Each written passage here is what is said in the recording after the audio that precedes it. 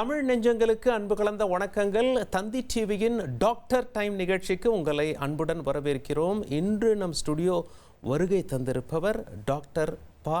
செந்தில்நாதன் அவர்கள், இயக்குனர், ஜெம் மருத்துவமனை, சென்னை, தலைமை அறுவை சிகிச்சை நிபுணர், குடல் நோய் சம்பந்தமான தலைமை அறுவை சிகிச்சை நிபுணர். டாக்டர் வணக்கம்.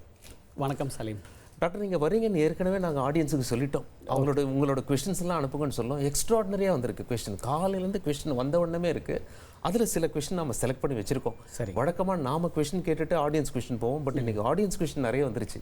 ஸோ அதுலேயே தெரியுது வயிறு சம்மந்தமான நோய்கள் நம்மளுடைய பப்ளிக்கில் எவ்வளோ தூரம் அது பரவி இருக்குது, அது சம்மந்தப்பட்ட விழிப்புணர்வு எவ்வளோ தூரம் வேணுன்றதே உங்களுடைய அந்த ரெஸ்பான்ஸிலிருந்தே நமக்கு தெரிய வருது. Exactly doctor. ஃபர்ஸ்ட் நம்ம ஆடியன்ஸ் கொஷின் ஒன் பை ஒன்னாக போயிடலாம் டாக்டர். அவங்களுடைய முதல் 3 கேள்வி கேட்டுறேன். அதுக்கப்புறம் நான் ஜென்ரல் கொஷின் கேட்குறேன் டாக்டர். திரு பாபு அவர்கள் அரக்கோணத்துலேருந்து கேட்டிருக்காரு. அதாவது, சாதாரணமாக சாப்பிட்டாலும் வயிறு பெரிதாக தெரிகிறது, வயிறு உப்பசமாக தெரிகிறது, என்ன காரணம் அப்படின்னு சொல்லி கேட்குறேன். வயிறு உப்புசம் நான் சொன்ன மாதிரி பொதுமக்கள்லேயே இப்போ நிறையா பார்த்துட்ருக்குறோம். அதுக்கு பல காரணங்கள். ஃபர்ஸ்ட் ஆஃப் ஆல் வயிறு உப்புசமும் தொந்தியும் நம்ம பிரித்து பார்க்கணும். ஓகே. அப்பியரன்ஸாக சில பேர்த்துக்கு வயிறு பெருசாக இருக்கும். அது இந்த உடல் பருமன் சார்ந்த ஒரு விஷயம். ஓகே. தொந்தின்னு சொல்கிறோம் இல்லைங்களா, அது வயிறுக்கும் அதுக்கும் சம்மந்தம் இல்லை. அதில் ஃபேட் டெபாசிட் ஆகுது, மசில் வீக் ஆகிறதுனால வரக்கூடிய ஒரு பிரச்சனை தான் வயிறு தொந்தி என்று சொல்கிறோம். ஓகே. அதை தாண்டி வயிறு உபுசம் அப்படின்னா, நீங்கள் 5-6 இட்லி சாப்பிட்ற இடத்துல 2 இட்லி சாப்பிட்டா வயிறு ஃபுல்லாகிடும், பொறுமலாக இருக்கும், பசி இல்லாமல் இருக்கும். ஸோ அதுக்கு ஒரு 3-4 காரணங்கள் நம்ம சொல்லலாம். ஃபஸ்ட்டு வயிற்றில் ஏற்படக்கூடிய புண். ஓகே. வயிற்றில் அல்சர் இருந்ததுன்னா வயிறு பொறுமலாக இருக்கும். நெஞ்செரிச்சல் இருந்தாலும் வயிறு புண்ணாக இருக்கும். வயிறு சரியாக வேலை செய்யலை, அது பல காரணங்களாக இருக்கலாம். அது கேன்சர்னால கூட வயிறு பொறுமல் வரலாம். காமனாக நம்ம பார்க்க வேண்டியது அந்த சர்க்கரை நோய் உள்ளவங்களுக்கு வயிறு புண் பொறுமல் வர்றதுக்கு வாய்ப்பு இருக்குது. ஸோ வயிறு புண் ஒரு தலைவலி காய்ச்சல் மாதிரி குடலில் ஏதாவது புண் இருக்கா இல்லையா அப்படின்ற ஒரு அறிகுறியாக அது இருக்கும். ஸோ யாரெல்லாம் வயிற்று பொறுமல் இருக்குது, கொஞ்சம் சாப்பிட்டாலும் வயிறு பெருசாக இருக்குது, வீங்கிட்டு இருக்குது, அல்லது சாப்பிட முடியலை, பசி இல்லை அப்படின்னு சொல்கிறவங்க கண்டிப்பாக ஒரு மருத்துவரை அணுகி அது என்ன காரணம்னு அவங்க தெரிஞ்சுக்கிறது நல்லது. காரணம் வெரி சிம்பிள். ஒரு எண்டோஸ்கோப் பண்ணால் நான் சொன்ன காரணங்களில் என்ன இருக்குன்னு தெரிஞ்சு அதற்கான வைத்தியம் பார்க்கலாம். Wonderful doctor. இப்போது அடுத்த நேயர்கள் என்ன கேட்டிருக்காங்கன்னு பார்ப்போம். சுகனேஸ்வரி பெங்களூர்லேருந்து கேட்டிருக்காங்க, வயிற்று எரிச்சல் பிரச்சனைக்கான காரணங்கள் என்ன? வயிற்று எரிச்சலுக்கு முக்கிய காரணம் அந்த வயிற்றில் நான் சொன்ன வயிற்றுப்புண். அது கேஸ்ட்ரைட்டிஸில் ஆரம்பித்து அல்சர் வரைக்கும் எந்த ஒரு ஸ்பெக்ட்ரம் ஆஃப் டிசீஸில் எப்படி வேணாலும் இருக்கலாம். அதே இது இன்னும் சில காரணங்களாகவும் இருக்கலாம். சரியாக சாப்பிடாமனாலும் இருக்கலாம். வயிற்றில் அந்த புண்ணு வந்ததுன்னா வயிறு எரிச்சல் வரும். ஸோ நம்ம இப்போ தோல் எரிச்சல் எப்படி வருது? ஏதாவது உராய்ஞ்சி தோலில் அந்த தோல் விரிஞ்சு அதனால் வரக்கூடிய அந்த சிராய்ப்பு தான் தோல் எரிச்சல். அதே போல் தான் வயிற்று எரிச்சலுக்கு வயிற்றில் உள்பகுதியில் ஏற்படக்கூடிய ஒரு புண்ணுனால் வயிற்று எரிச்சல் ஏற்படலாம்.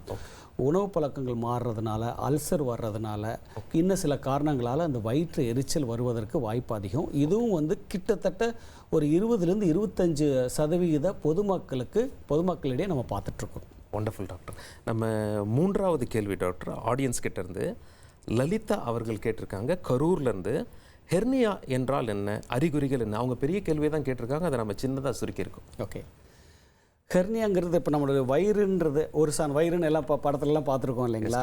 இந்த வயிற்று பகுதி தசைகளால் ஆனது. ஓகே. தசை தான் இன்னர் லேயர், அதற்கப்புறம் கொழுப்பு, அதுக்கப்புறம் நம்ம உரை போட்ட மாதிரி இருக்கிறது தான் அந்த தோல். ஓகே.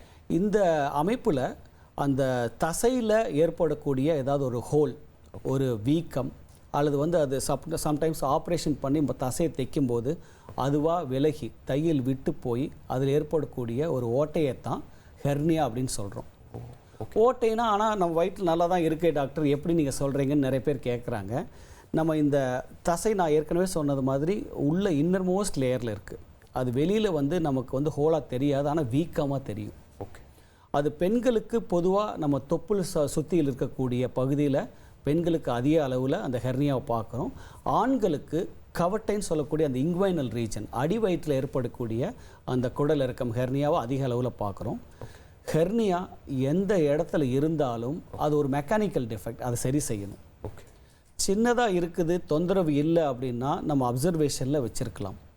ஆனால் கிட்டத்தட்ட ஒரு 75% ஹெர்னியா வந்து அறுவை சிகிச்சை தேவைப்படுது.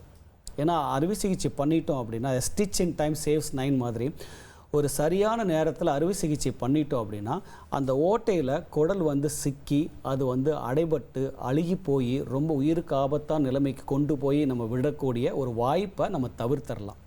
ஸோ அதனால் சரியான நேரத்திற்கு அந்த குடல் இறுக்கம் சொல்லக்கூடிய ஹெர்னியாவை பார்த்து அதற்கான அறுவை சிகிச்சை இப்போலாம் வந்து லேப்ரோஸ்கோபிக் மற்றும் ரோபோட்டிக் தொழில்நுட்பத்தில் வந்து இன்றைக்கி அறுவை சிகிச்சை, நாளைக்கு வீடு போகலாம், அடுத்த நாள் வந்து வேலைக்கு போகலான்ற ஒரு சூழல் இருக்கும்போது யாரும் இந்த ஹெர்னியாவை பற்றி பயப்பட தேவையில்லை. Okay doctor. டாக்டர், இப்போது நீங்கள் வந்து ஒரு பெரிய மருத்துவமனையுடைய இயக்குனராக இருக்கீங்க. அது மட்டும் இல்லாமல் குடல் நோய் தலைமை அறுவை சிகிச்சை நிபுணராக இருக்கீங்க. ஏகப்பட்ட கேசஸ் பார்த்துருப்பீங்க.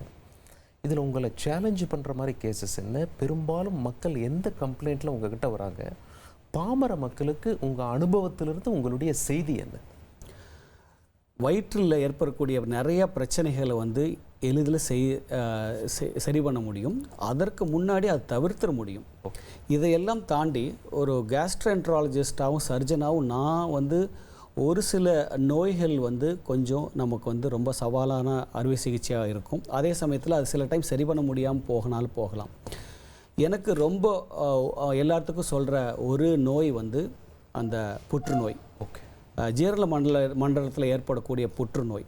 அது உணவு குழாயில் ஆரம்பித்து இரைப்பை, கல்லீரல், கணையம் அப்படின்னு அப்படியே நீண்டு கடைசியாக வந்து மலக்குடல் பெருங்குடலில் ஏற்படக்கூடிய புற்றுநோய் தான் வந்து நான் ரொம்ப வந்து இப்போ பார்த்துட்ருக்குறோம். அதுவும் முன்னாடி கிட்டத்தட்ட கேன்சர் டபுளிங் டைம். முதல்ல வந்து ஒரு 15 வருஷத்துக்கு ஒரு முறை கேன்சருடைய எண்ணிக்கை இரட்டிப்பாகும் அப்படின்னா இப்போ வந்து அது 8 வருஷம் 9 வருஷத்துலேயே ஆகுது. ஓகே. அது வந்து நமக்கு ஒரு பயம் தரக்கூடிய விஷயம். அது மட்டுமல்ல, முதல்ல 50, 60, 70 வயதில் வரக்கூடிய அந்த கேன்சர்ஸ், இப்போது மலக்குடலாக இருக்கலாம் அல்லது இரைப்பை கேன்சராக இருக்கலாம், அதெல்லாம் இப்போது 30 வயசில் வருது. ஒரு நல்ல படித்து வேலைக்கு போய் சம்பாதிக்கிற சமயத்தில் யோசிச்சு பாருங்கள், ஒரு ஆண்மகனுக்கு ஒரு கேன்சர் 32 வயசில் நம்ம கேன்சர் டயக்னோஸ் பண்ணும்போது அது வந்து நமக்கே ரொம்ப ஒரு பெரிய அதிர்ச்சி தரக்கூடிய ஒரு விஷயமாக நான் பார்க்குறேன்.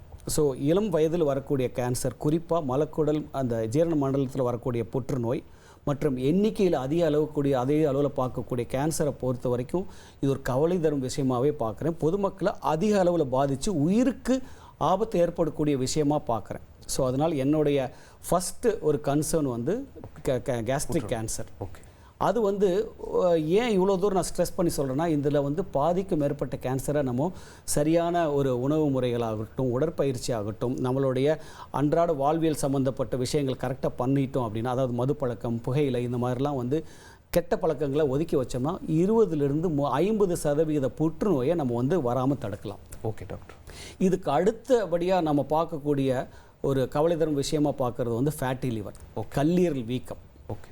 நிறைய பேர் யாரும் எக்ஸசைஸ் பண்ணுறதில்ல, ஃபேட்டி ஃபுட்ஸ் அதை சாப்பிட்றாங்க. பிரியாணிலேருந்து என்னென்னலாம் வந்து உணவில் வந்து நம்ம கொழுப்பு சேர்க்குறோமோ சாப்பிட்டோம் அப்படின்னா, நேராக அது உடற்பயிற்சி பண்ணலை அப்படின்னா அது அப்படியே போய் ஈரலை தங்கி எப்படி நம்ம உடல் பருமன் ஆகுதோ அதே போல் ஈரலும் பருமனாகி ஃபேட்டி லிவரை அதிக அளவு பார்க்குறோம்.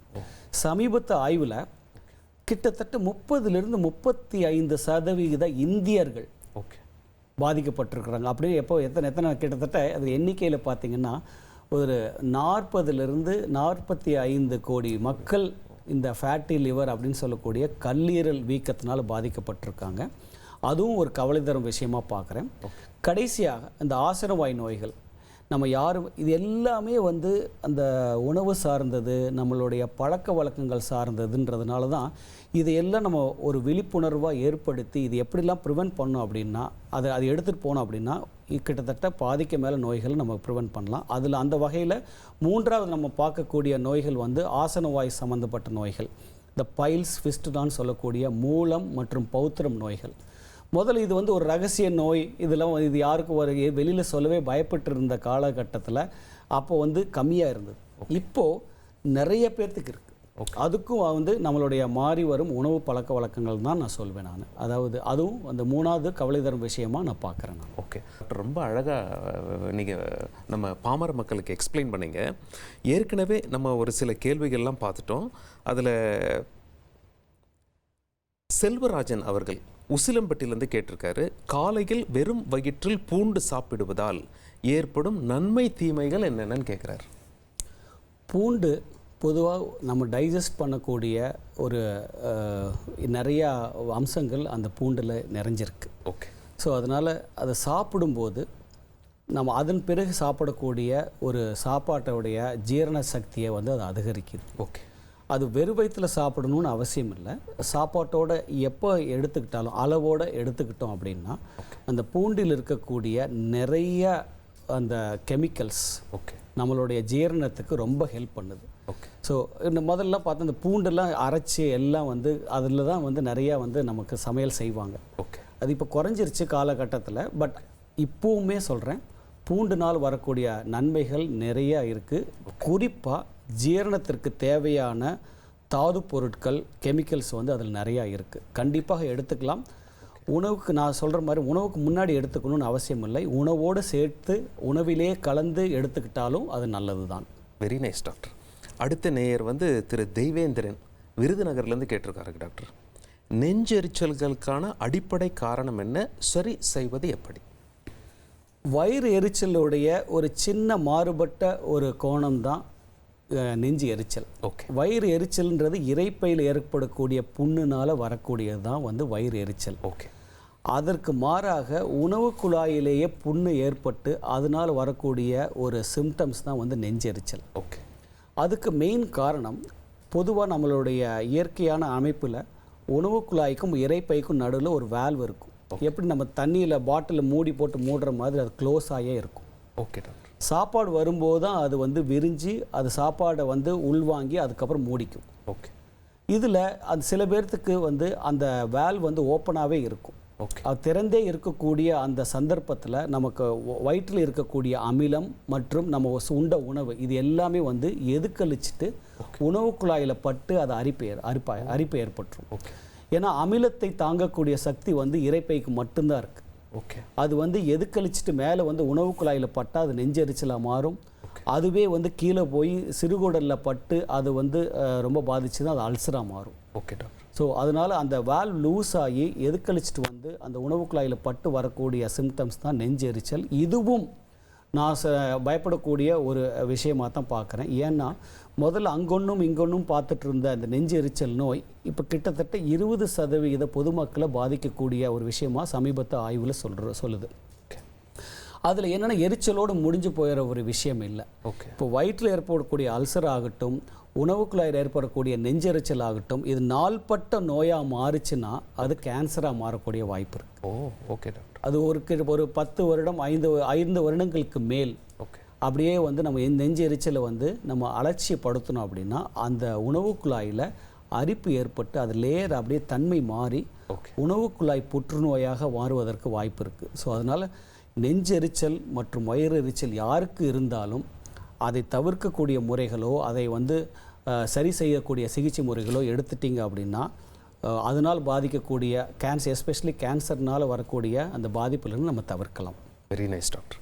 டாக்டர், நம்ம சென்னை தரமணியிலேருந்து திரு குணா கேட்டிருக்காரு, ஃப்ரைட் ரைஸ் மற்றும் பிரியாணி இரவு நேரத்தில் எடுப்பது உடலுக்கு நல்லதா கெட்டதா? ஒரே விஷயத்தில் ஒரே வார்த்தையில் சொல்லணும்னா ரொம்ப ரொம்ப கெடுதல். அப்படிங்களா? ஆமாம். எதனால்? இப்போ ஃப்ரைட் ரைஸையும் பிரியாணியும் பிரித்து பார்க்கலாமா இல்லை பிரித்து பார்க்கக்கூடாது? பிரிச்சே பார்க்க வேண்டாம். ரெண்டும் ஒன்று தான். ரெண்டும் ஒன்று தான். அதில் வந்து பிரியாணியில் அதுவும் எப்பப்போலாம் வந்து நிறையா அந்த மட்டன் அப்படின்ற மாதிரி நிறையா நான்வெஜ் போகுதோ அப்போ வந்து அதனுடைய தாக்கம் இன்னும் அதிகமாகுது. ஃப்ரைட் ரைஸில் இந்த அஜினோமோட்டா போன்ற சில கெமிக்கல் சேர்க்கறதுனால ப்ளஸ் ஆயிலியாக இருக்கிறதுனால அது பேட். அதே மாதிரி பிரியாணியில் வந்து இந்த நிறைய ஆயில் மற்றும் கொழுப்பு சேர்ந்த நம்ம கண்டென்ட்ஸ்லாம் போடும்போது அதனால் டைஜஷனுக்கு ரொம்ப கஷ்டப்படும். ஏன் அப்படின்னு சொல்கிறேன்னா, நம்ம தண்ணி வயிற்றில் நம்ம குடிக்கிறோம் அப்படின்னா ஒரு அரை மணி நேரத்துலேருந்து ஒரு 1.5 மணி நேரத்தில் அது கிளியர் ஆகிரும். ஜூஸ் அதே மாதிரி 2 மணி நேரத்தில் கிளியர் ஆகிரும். நம்ம லைட்டாக சாப்பிடக்கூடிய பல வகைகள் இந்த மாதிரி காய்கறிகள்லாம் ஒரு 2-3 மணி நேரத்துலேயே வயிற்றிலிருந்து சீக்கிரம் டைஜஸ்ட் ஆகி அதை வந்து குடலுக்கு தள்ளிடும். ஆனால் அதுவே நம்மளுடைய கொழுப்புள்ள உணவுகள் சாப்பிட்டோம், பிரியாணியோ அல்லது வந்து ஃப்ரைட் ரைஸோ சாப்பிட்டோம் அப்படின்னா வயிற்றில் ரொம்ப நேரம் தங்கி கஷ்டப்பட்டு தான் அது வந்து டைஜஸ்ட் ஆகி குடலுக்கு போகும். ஓகே. அதனால இந்த மாதிரியான உணவுகள் நம்ம வந்து சாப்பிடக்கூடாதுன்னு சொல்லவே கிடையாது. நீங்களும் நானுமே வந்து எல்லாமே ஒரு விசேஷத்துக்கு போகிறோம், ஒன்ஸ் இன் அ வைல் சாப்பிட்றோம். அது வந்து ஒரு இயல்பான ஒரு விஷயமா போன இந்த காலகட்டத்தில் நான் சொல்கிறது எல்லாமே ஏர்லியாக சாப்பிடுங்க. ஓகே. இப்போ நீங்கள் பிரியாணி சாப்பிட்றீங்களா, 7-8 மணிக்கு சாப்பிடுங்க. ஓகே.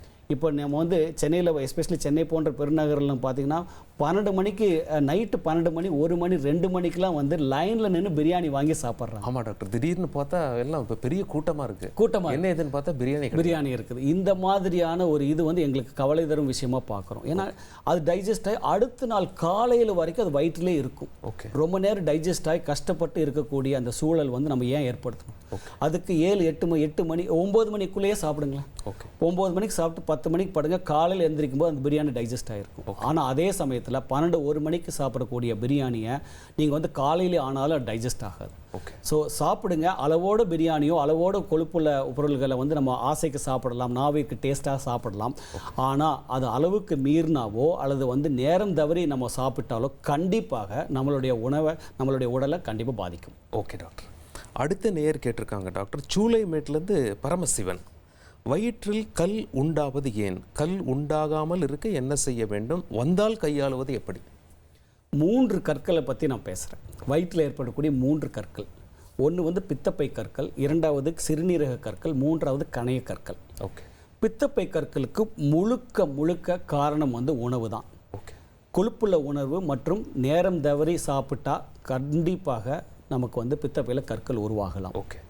2வது சிறுநீரக கற்களுக்கு தண்ணி நிறையா குடிக்கல அப்படின்னா, அதுவும் சென்னை போன்ற ஒரு ஹாட் அண்ட் ஹியூமிட் கிளைமேட்டில் வந்து, அதுவும் இப்போ வந்து சம்மர் டைமில் நம்ம ஹைட்ரேட் பண்ணாமல் நம்மளுடைய ஒரு தண்ணி நிறைய எடுத்துக்கலன்னா அது அப்படி யூரின் வந்து படிந்து அது அப்படியே கற்களாக உருவாகக்கூடிய 2வது ஒரு காரணம் சிறுநீரக கற்கள்.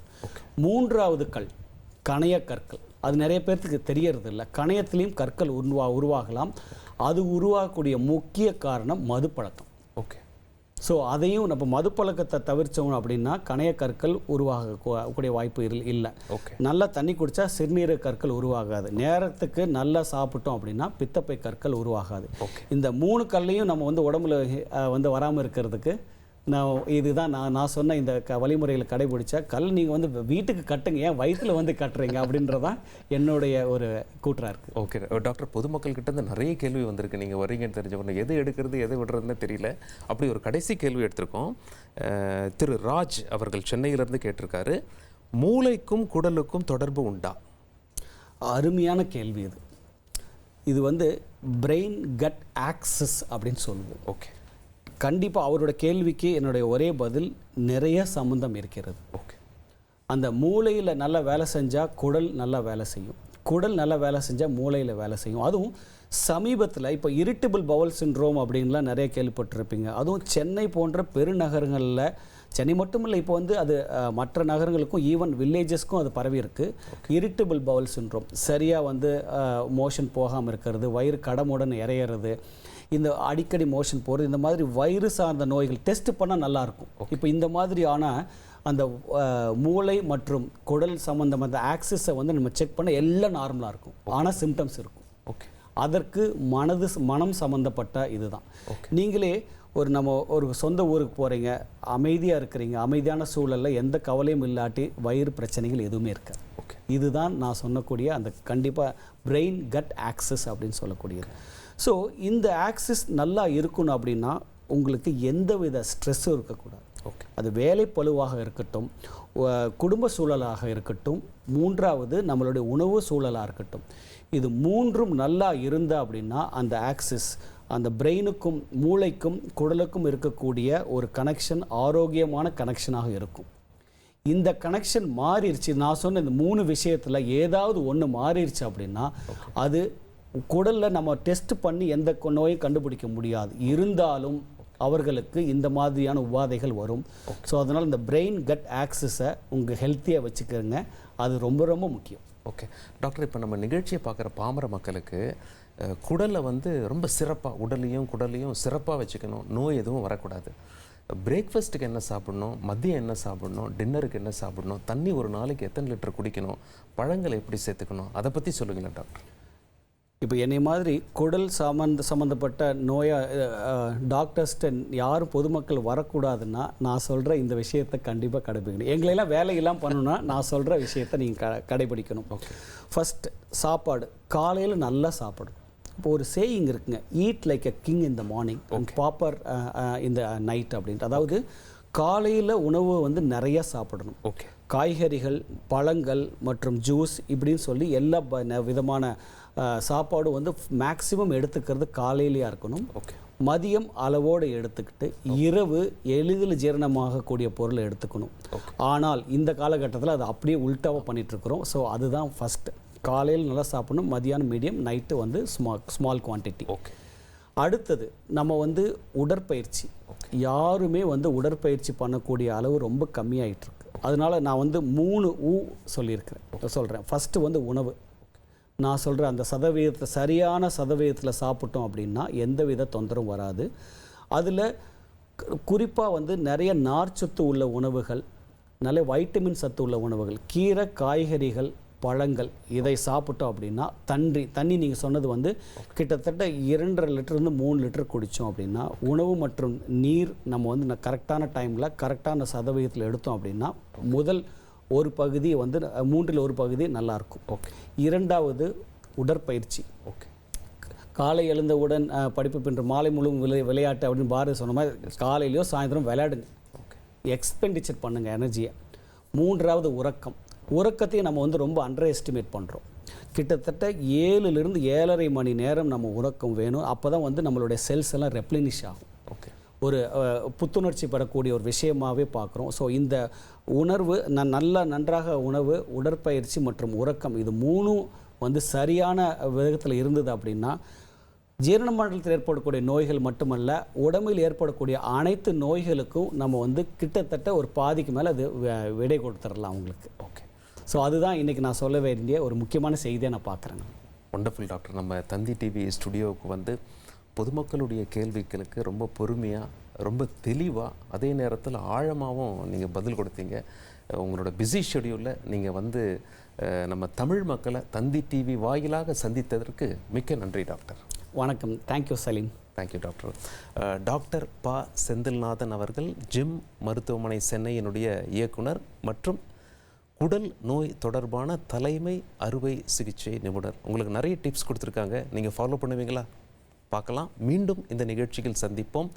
அடுத்த வாரம் சனிக்கிழமை மற்றும் ஞாயிற்றுக்கிழமை மதியம் 12:30 மணிக்கு உங்களோட கேள்விகளை நீங்களும் அனுப்பலாம்.